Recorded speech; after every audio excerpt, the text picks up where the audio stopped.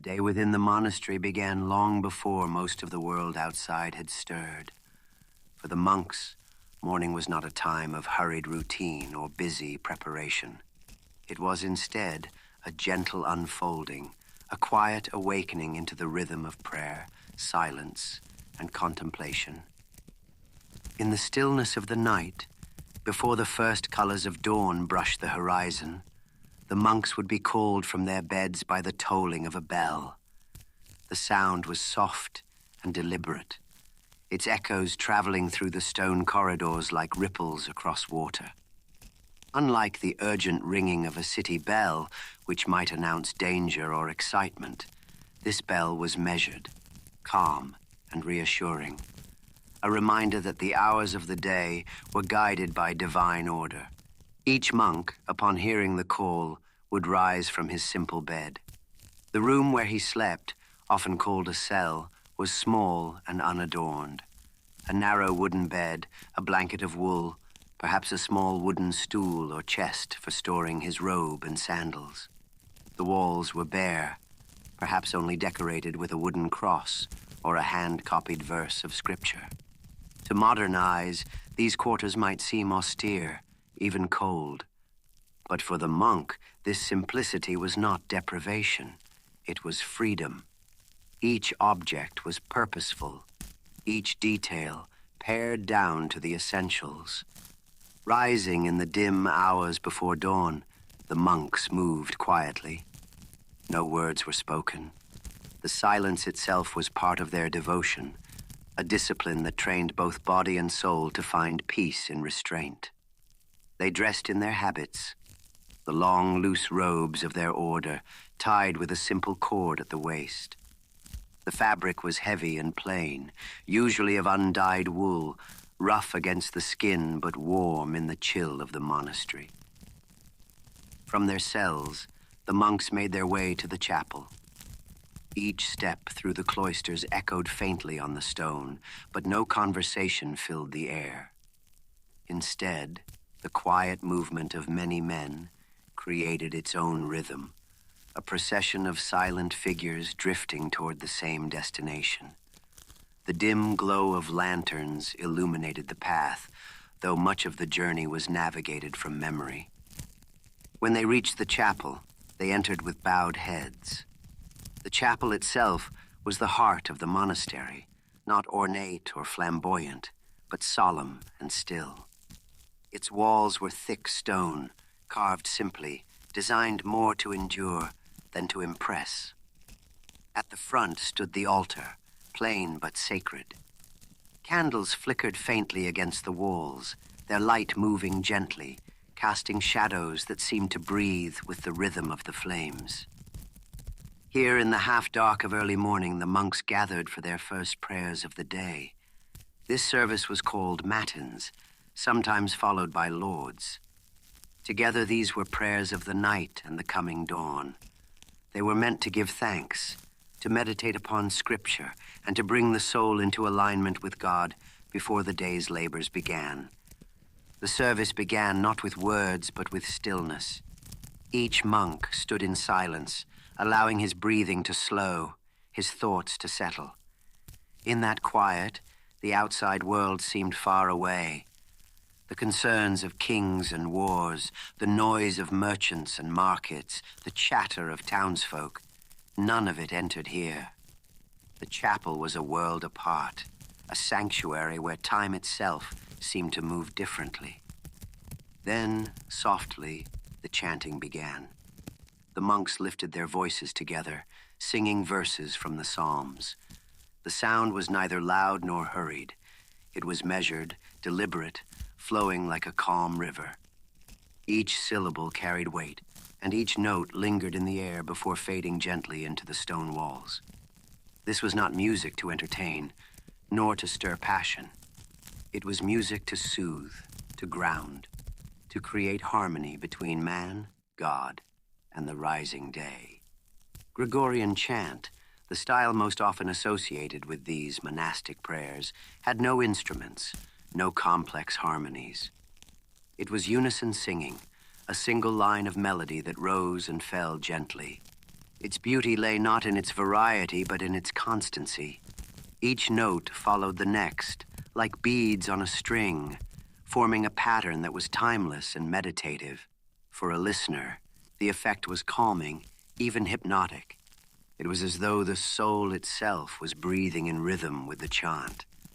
The psalms chosen for matins often reflected themes of night and dawn, verses that spoke of keeping watch, of seeking light in darkness, of finding strength and renewal at the beginning of a new day. The monks would recite or chant these verses slowly, pausing often, allowing the words to sink in deeply. Consider, for instance, the imagery of dawn as light overcoming darkness. For the monk, who lived far from the distractions of worldly life, this was not just a metaphor. It was a lived experience. He had risen in the darkness, felt the chill of the night, walked through shadowed halls, and now stood waiting for the day's first light. When the chant spoke of illumination, of the hope and renewal that comes with morning, it was something he felt in his very body. As the chanting continued, the first rays of morning began to creep through the narrow windows of the chapel. The stone walls caught the light softly, and the candles seemed to glow more warmly. This was the moment of lauds, the prayer of dawn. The service shifted toward thanksgiving. Hymns were sung in praise of creation, of the new day, of the chance to begin again. The words emphasized not urgency, but gratitude, for the food that would be eaten, for the work that would be done, for the breath in the lungs and the light of the sun. This rhythm of prayer at dawn was not simply religious duty. It was a way of shaping time itself. For the monks, the hours of the day were not left to drift aimlessly. They were marked, sanctified, given purpose through prayer. Each prayer divided the day into chapters, each moment bound with intention. After the chanting, there might be readings from Scripture. These were recited in Latin, the sacred language of the Church, often from the Psalms or the Gospels. The words were not hurried. A single passage might be read slowly, repeated, then followed by long moments of silence for reflection. The silence itself was as important as the words. It allowed space for the heart and mind to absorb the meaning, to settle into the calm of divine presence. As the service drew to a close, the monks remained still for a time. Their voices had quieted, but the atmosphere of prayer lingered in the air, like the echo of a bell long after it has stopped ringing. Each monk bowed his head, made the sign of the cross, and prepared to leave the chapel. When they stepped back into the cloister, the world had changed. The sky, which had been dark when they entered, now glowed with the pale hues of morning. The garden beyond the cloister walls glistened with dew, and the air carried the soft sound of birds beginning to sing. The day had begun, not with haste, but with reverence. For the monks, this was the first and perhaps most important moment of the day. By rising in the darkness and greeting the dawn with prayer, they aligned themselves with the eternal rhythm of creation. Just as the sun rose without fail, so too did their prayers rise each morning. And in this cycle, repeated day after day, they found peace. A peace not disturbed by the tumults of the outside world, but grounded in the simple, enduring rhythm of silence, chant, and light. The day ahead would bring work, meals, more prayers, and moments of quiet study. But it was in these early hours, in the stillness of matins and the gentle unfolding of lauds, that the soul was prepared. Morning prayers were not only a beginning, they were the foundation. And with that foundation, the monks could walk steadily through the hours that followed, secure in their rhythm, at peace in their simplicity. When the morning prayers had ended and the monks stepped quietly from the chapel, the world outside had begun to stir with light. The first hours of the day, long before the bustle of markets or the clang of blacksmiths in the towns beyond, were already shaped by a sense of calm purpose within the monastery walls. The monastic workday did not rush forward in a frenzy of obligations, nor did it unfold with idleness. It was instead a steady rhythm of activity and stillness, labor and contemplation. Each task, whether grand or humble, was infused with meaning. In the eyes of the monks, all work, whether copying scripture, sweeping the floor, or tending to the garden, was a form of prayer. The guiding principle of monastic life was simple yet profound: ora et labora, pray and work. These two actions formed the foundation of every day. Prayer sanctified the hours, and work gave purpose to the hands. There was no sharp division between sacred and ordinary tasks. The act of lifting a hoe to turn the soil, or of lifting a pen to write upon parchment, could both be offerings to God when done in a spirit of devotion. This balance of prayer and labor created a life that was both disciplined and peaceful. The monks were not idle dreamers, nor were they restless workers. Instead, their days were shaped like the flow of a quiet river where prayer and work mingled seamlessly. Among the most famous duties of medieval monks was the labor of copying manuscripts. In a time before printing presses, the survival of knowledge depended on the patience and dedication of those who could reproduce books by hand. The scriptorium, the writing room, was often a long, narrow chamber filled with desks set beside tall, narrow windows. The windows let in natural light, though it was often dim, softened by the thickness of the stone walls. At each desk, a monk would sit with a quill in hand, a pot of ink beside him, and a parchment spread carefully before him. The work was slow, demanding, and meditative. Each letter had to be formed with care, each line kept straight, each margin consistent. Mistakes were corrected painstakingly, sometimes scraped from the parchment with a small knife. The monk's mind had to remain focused, not wandering, as even a single slip of ink could mar a page. Yet this was not seen as drudgery. The act of copying holy texts, or even classical works of philosophy and science, was a sacred duty. Each letter was written not only with the hand, but with the heart. As the quill scratched softly across the page, the words being copied also entered the monk's mind, repeated again and again until they became part of his inner meditation. Sometimes, when the manuscript was of great importance, illuminators would add decoration. They painted large letters in brilliant colors, adorned with vines, animals, and intricate patterns. Gold leaf shimmered faintly in the light, giving the page an otherworldly glow. To the monk, these illuminations were not mere embellishments. They were acts of devotion, turning the written word into something visually radiant, reflecting the beauty of the divine. For hours at a time, the scriptorium was filled with the soft sounds of scratching quills, the occasional murmur of a prayer, and the faint rustle of parchment. Time seemed to dissolve here, as if the act of writing placed the monks outside of the ordinary flow of hours. While some monks labored over books, others worked under the open sky in the monastery's gardens. These gardens were not only places of beauty, but sources of food, medicine, and quiet reflection. The monks grew vegetables for their meals: beans, leeks, onions, cabbages. They cultivated fruit trees, apples, pears, cherries, which provided sweetness in a diet that was otherwise plain. Herbs were planted with care: sage, thyme, rosemary, mint. Some were used for flavoring food, others for healing remedies, their scents rising gently into the air as the monks tended them. The rhythm of garden work was slow and deliberate. A monk's hands would press into the earth, loosening the soil, planting seeds, pulling weeds. Each movement was patient, unhurried.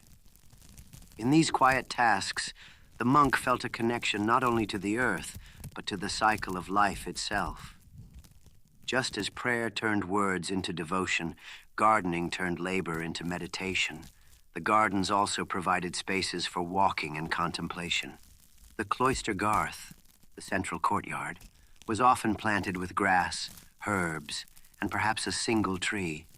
Monks could walk slowly around its edges, their footsteps echoing softly against the cloister walls, their minds dwelling in prayer as they moved. In these gardens, the world seemed both expansive and enclosed, open to the sky, yet protected by the stone embrace of the monastery. Another important aspect of monastic work was service to others. Many monasteries maintained infirmaries where monks cared for the sick and the elderly. These were quiet, shaded rooms filled with simple beds. The air often carried the scent of herbs, lavender, chamomile, and rosemary used in remedies and poultices.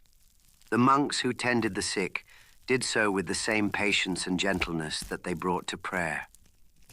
A bowl of broth, a cool cloth upon a fevered brow, a whispered prayer at the bedside. These small acts were considered sacred.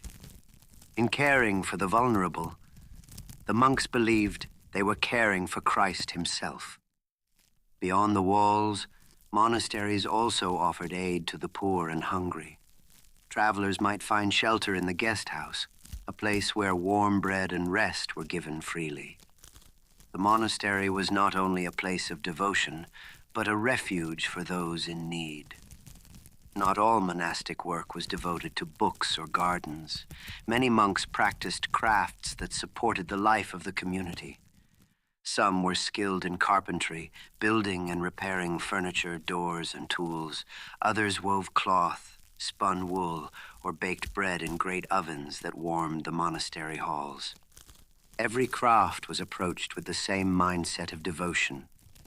To weave a length of fabric was to clothe the community. To bake bread was to nourish both body and spirit.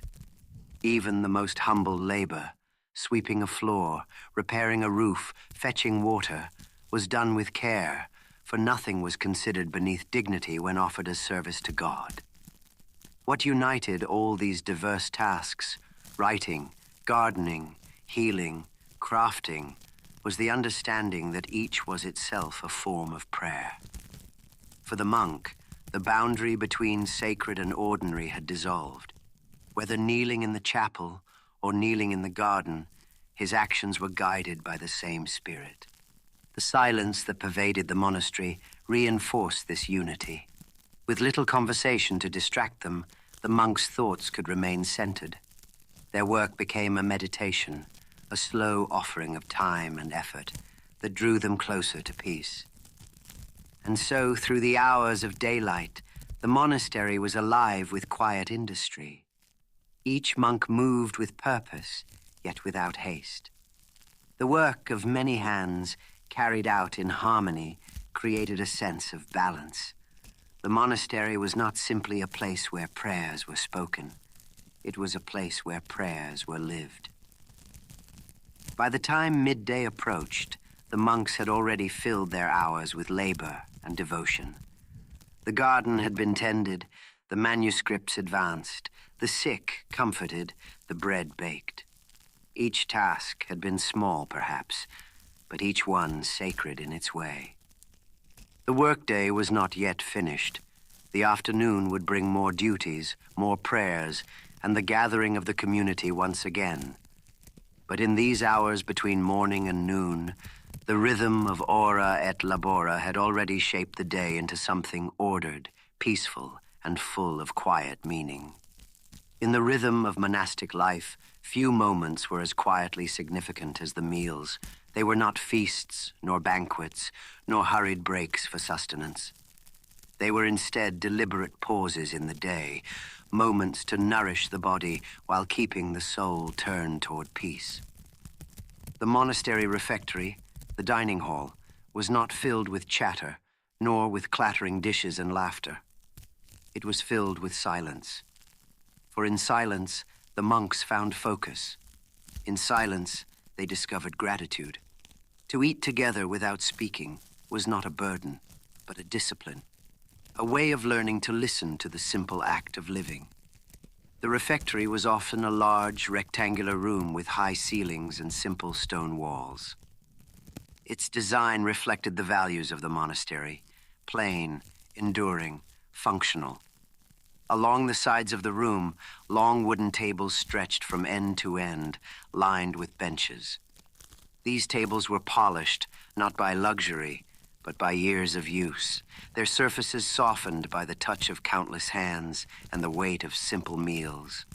At the far end of the refectory stood a lectern, raised slightly so that a monk could read aloud to the gathered brothers.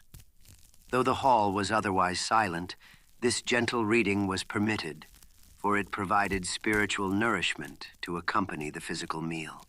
The sound of a lone voice, measured and steady, filled the quiet air as the others ate in stillness.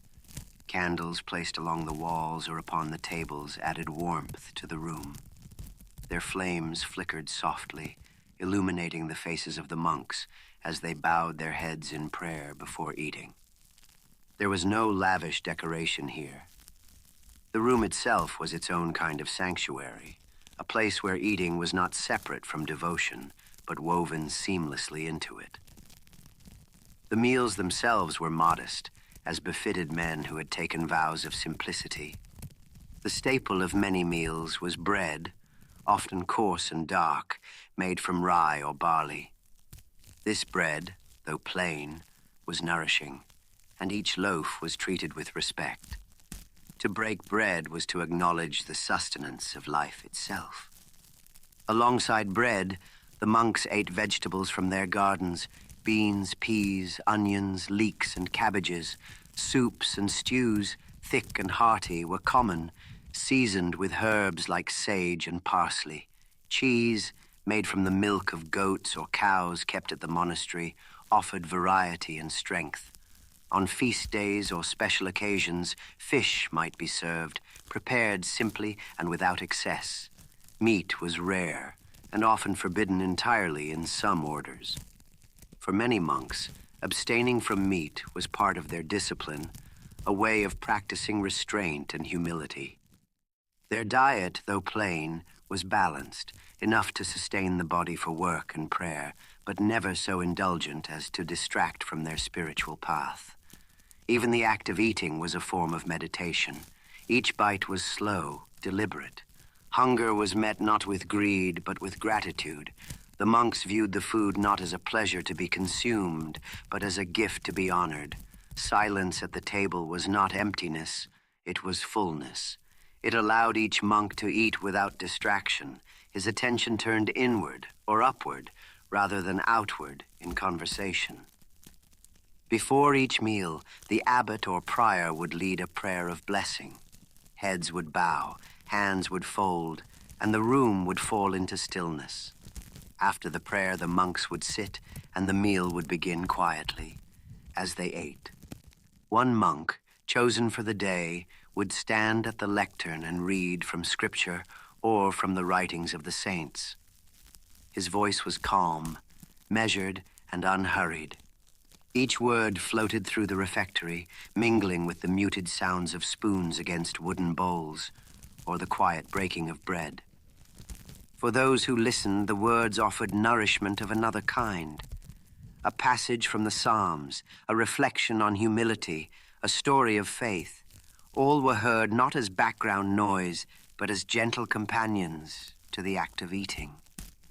The silence deepened the monks' awareness. They tasted the bread more fully, noticing its texture and weight. They felt the warmth of soup, the coolness of water. They were reminded that every bite was sustained by the labor of their brothers. The gardener who grew the vegetables, the baker who kneaded the dough, the monk who fetched the water from the well. In silence, they learned gratitude not only for the food itself, but for the unseen hands that had prepared it. Meals in the monastery were taken at fixed times, guided by the rhythm of prayer.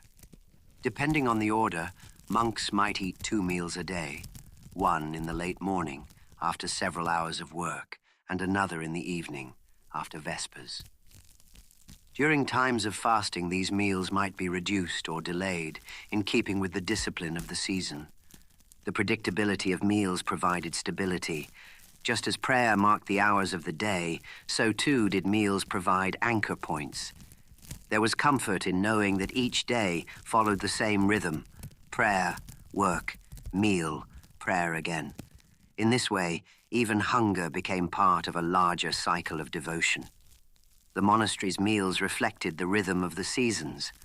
In summer, the gardens overflowed with fresh vegetables and fruits.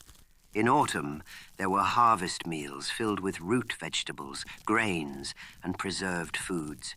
In winter, the fare was simpler: dried beans, stored apples, hard cheese, bread baked from stored grain.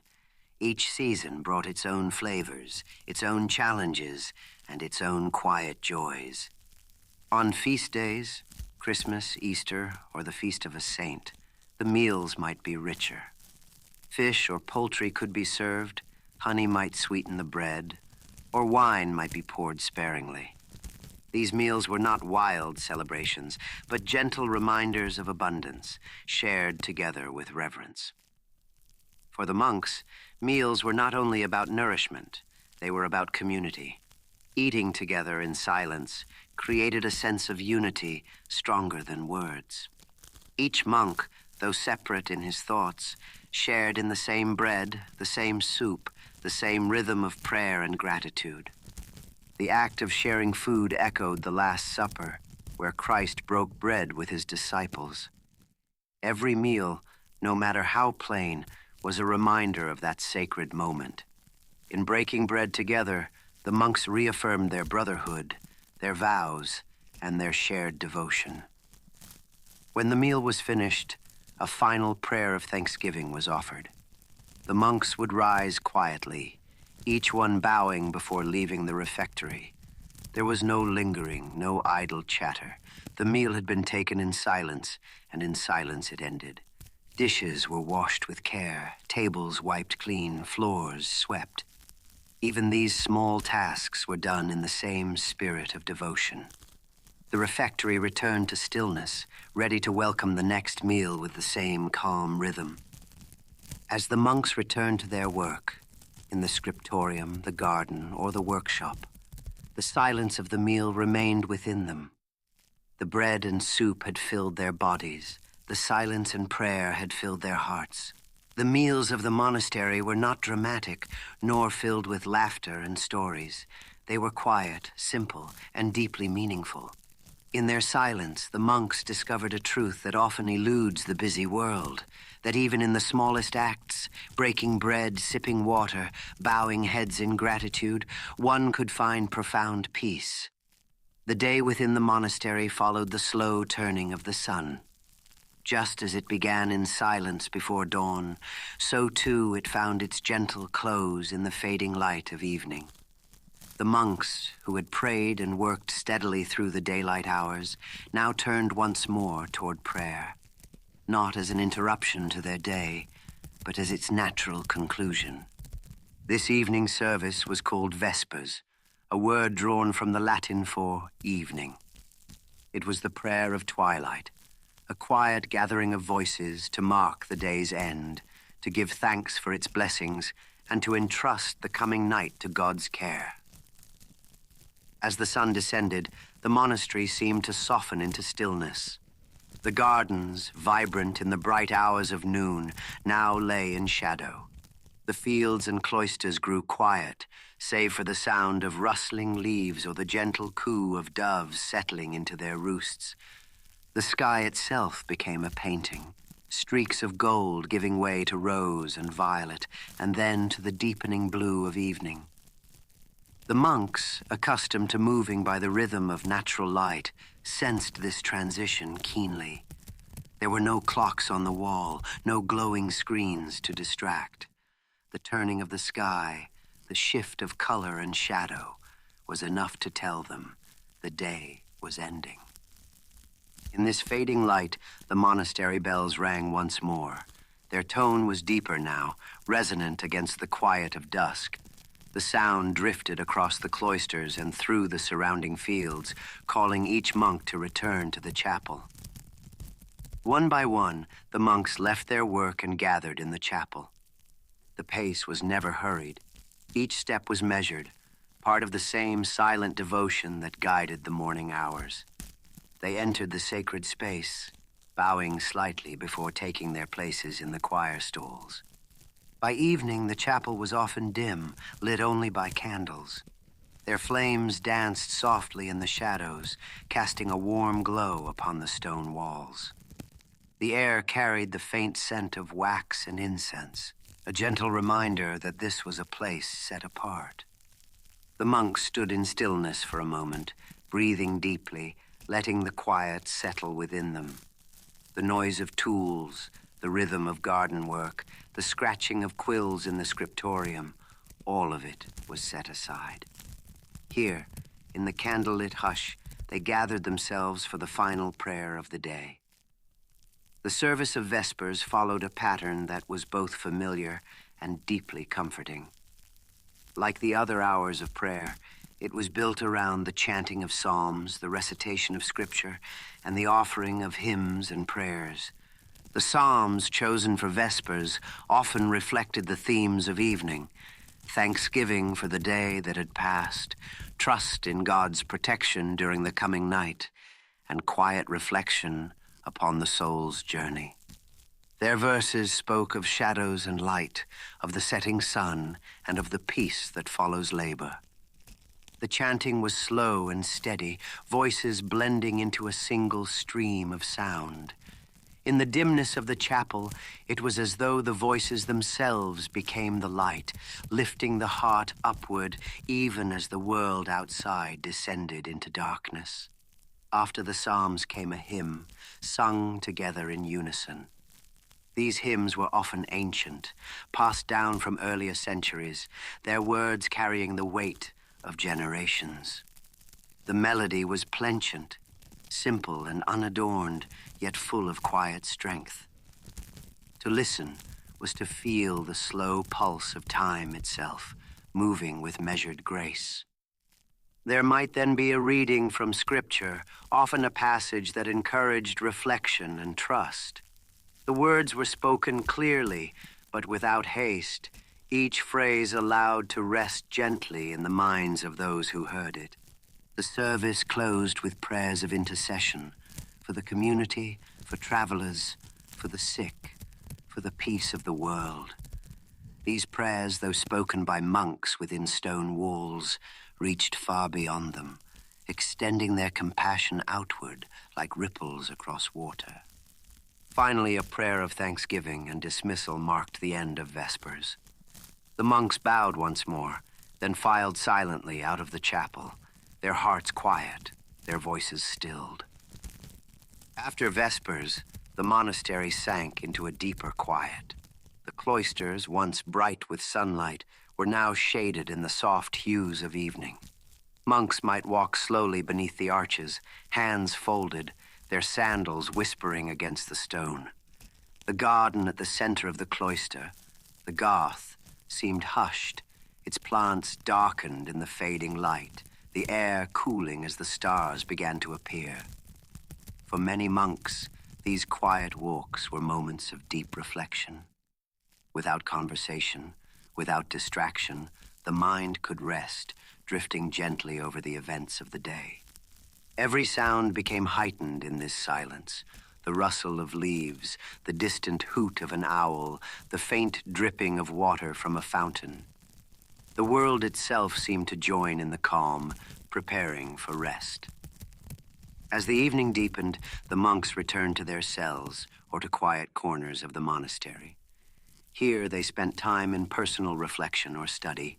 Some might read from Scripture or from the writings of the Church Fathers, their eyes moving slowly across the text, their minds lingering on each phrase. Others might simply sit in silence, meditating upon the day, offering its labors and prayers to God in the stillness of their hearts. The cells were lit only by candles or small oil lamps, casting a soft golden light across the bare walls. There was no noise of streets, No clamor of conversation, only the faint crackle of a wick or the sigh of wind through narrow windows. In this solitude, the monk found not loneliness, but peace. Before sleep, there remained one final service. Compline. This was the night prayer, the true closing of the day. Compline was shorter and quieter than the other offices. Its psalms spoke of trust and protection, of rest beneath God's care. One of the most beloved texts often recited was from the psalmist. "In peace I will lie down and sleep, for you alone, Lord, make me dwell in safety." These words carried a sense of release, a gentle letting go of all concerns. The service ended with a blessing, often invoking the Virgin Mary's protection, and then the monks departed once more in silence. After Compline, there was no further conversation.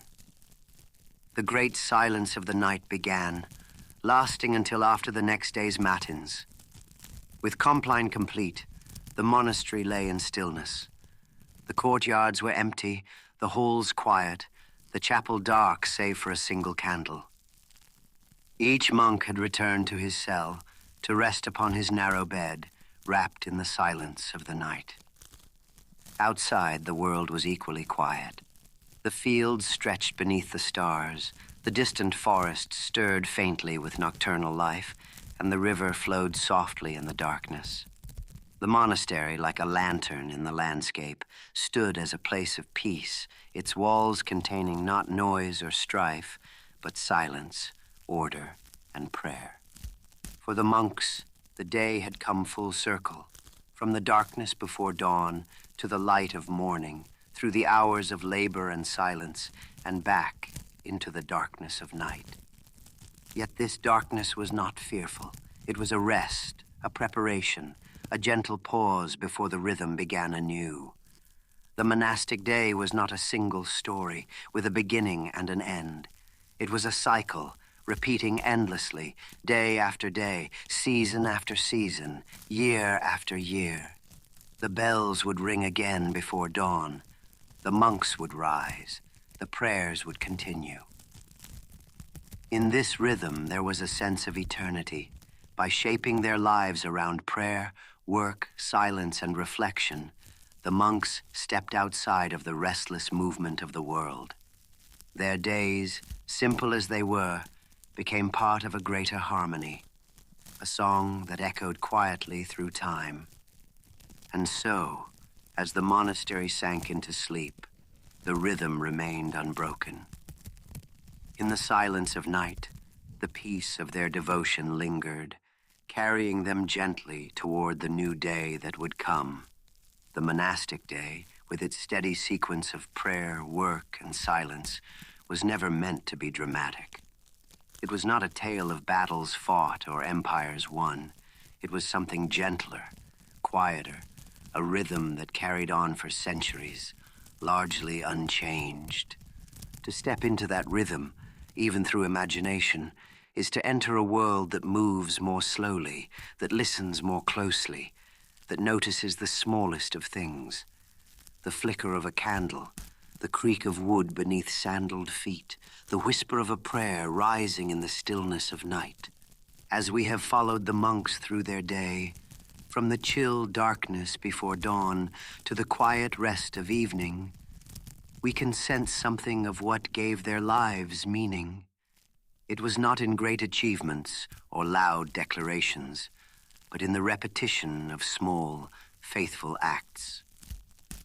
Each prayer, each psalm, each task in the garden or scriptorium, none was grand by itself, but together they formed a pattern as steady as the turning of the seasons. There is a beauty in simplicity. For the monks, simplicity was not emptiness, but fullness, the fullness of being able to notice, to be present. Their meals were plain, but eaten with gratitude. Their cells were bare, but filled with peace. Their days were quiet, but rich in meaning. This way of life allowed them to focus on what was enduring, while the outside world moved restlessly with change, kingdoms rising and falling, markets bustling with trade, towns growing and shifting. Within the monastery walls, the same psalms were sung, the same prayers whispered, the same soil tilled in the gardens. That continuity was itself a kind of strength.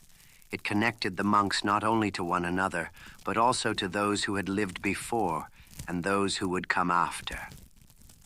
To chant a psalm was to join a chorus sung for generations. To copy a manuscript was to extend knowledge across centuries. Their lives, though hidden from the world, were woven into the larger fabric of time. In our own world, silence can be rare, even difficult. The noise of daily life often leaves little room for stillness. Yet for the monks, silence was not something to escape. It was a gift to be embraced. Silence gave space for reflection, for prayer, for rest. It allowed them to hear not only their own thoughts more clearly, but also the quiet sounds of the world around them. The rustle of wind in the cloister garden, the dripping of water into a stone basin, the hum of bees in the summer air. This kind of listening is almost a form of prayer itself, an attentiveness to creation, to the present moment. To walk in silence through the cloisters, to sit quietly in a candlelit cell, was not emptiness, but fullness of awareness. It is a reminder that stillness can nourish the soul as surely as food nourishes the body. What we have traced together is not merely the story of one day, but of countless days, repeating across the years. Each dawn brought the same prayers, the same rising, the same breaking of bread. Each evening closed with the same chants, the same silence, the same surrender to rest. This repetition was not wearisome to the monks. Instead, it was comforting, even liberating. By surrendering to the rhythm of prayer and labor, they no longer carried the burden of constant choice, of restless change. They were free to dwell more deeply in the present moment. The cycle of day and night, of light and shadow, became their teacher. Just as the sun rose faithfully each morning and set each evening, so too their prayers and labors followed their course, steady and sure. In this, they found a reflection of eternity, the endless rhythm of creation itself. To many outside the cloister, monastic life may have seemed small, even hidden. Yet within those walls, the monks preserved knowledge, cultivated the land, and kept alive traditions of prayer and learning that would endure long after their own lifetimes. The books they copied by hand carried the wisdom of ancient generations forward into the future. The gardens they tended sustained not only themselves, but often the poor who came to their gates in need. The prayers they whispered in silence connected them, in ways unseen, to a wider world. Their lives, though quiet, were not without influence. And perhaps even more importantly, they were lives lived with peace. Peace with God, with the earth, and with themselves. As we come to the end of this journey, let us pause, as the monks did at the close of their day. Let us take a moment to reflect upon the gentle rhythm of their lives. There is something deeply restful in imagining this world. A world where each day is measured not by rushing tasks or sudden change, but by the slow and steady beat of prayer and work. It is a rhythm that does not demand, but gently carries one forward, hour by hour, season by season. Perhaps as you listen, you too can feel a little of that calm. The soft light of candles, the murmur of voices in prayer, the hush of evening cloisters.